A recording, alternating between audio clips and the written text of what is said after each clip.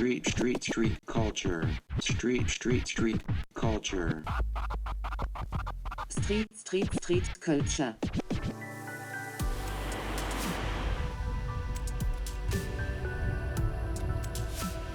Le rappeur à l'origine, avant, il était le maître MC.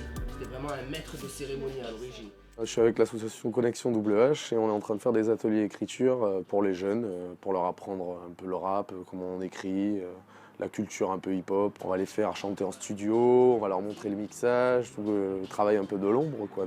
On va essayer de créer quelque chose en partant de rien.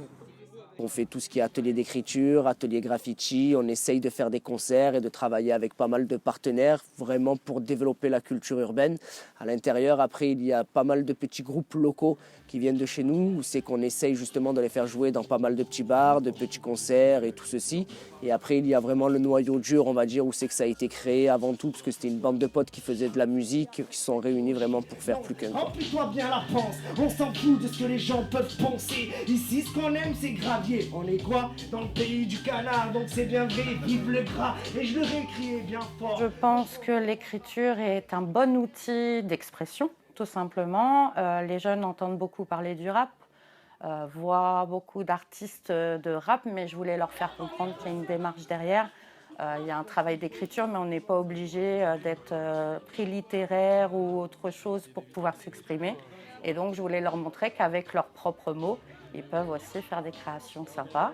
Et le but est aussi, par la suite, de vendre le CD pour financer les séjours des jeunes. Allez. Je veux qu'on lance et moi j'ai besoin. Ça va leur apprendre à pouvoir s'exprimer devant un public, de pouvoir dire ce qu'ils ont envie.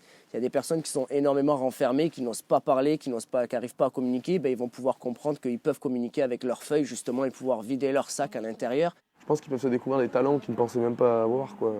Le but c'est ça, quoi. Partager et puis progresser tous les jours, quoi, et faire progresser les autres. Ils nous dévisagent pour notre âge, leur respect n'est plus, à la page comme les apaches. On devait faire un texte de rap sur ce qu'on pensait sur la parole de la jeunesse. Le plus difficile, c'était de trouver des rimes sur un mot qu'on avait qu'on avait choisi en tête. C'est plus le fait de passer devant tout le monde et de déballer ce que tu as écrit, quoi. C'est un problème de timidité. Et fake, encore une fois. Couche de maquillage qui cache une traînée de larmes. Cœur brisé sous un sourire, on ne s'en doutait pas. Pourtant je craignais toujours le pire si tu n'étais plus là. Je pense que c'est une activité à faire au moins une fois dans sa vie, d'essayer d'écrire comme ça, de pouvoir se parler, s'exprimer aussi, parce que c'est un peu ce qu'on a fait pendant ces 3 heures. Donc voilà, j'ai trouvé ça super top. Tout ça c'est fait bénévolement, c'est une adhésion qui est comme pour rentrer dans l'association et après ça ouvre les portes du studio d'enregistrement. Et la personne pourra vraiment repartir avec un 6 titres sur un CD pour aller faire les démarches pour les concerts ou pour pouvoir l'enregistrer dans un vrai studio d'enregistrement. Donc voilà, nous c'est vraiment ça. On pousse la jeunesse à aller de l'avant et s'il n'y a pas les moyens, on va trouver les moyens pour pouvoir réaliser leur projet ou leur petit rêve musical. Street culture.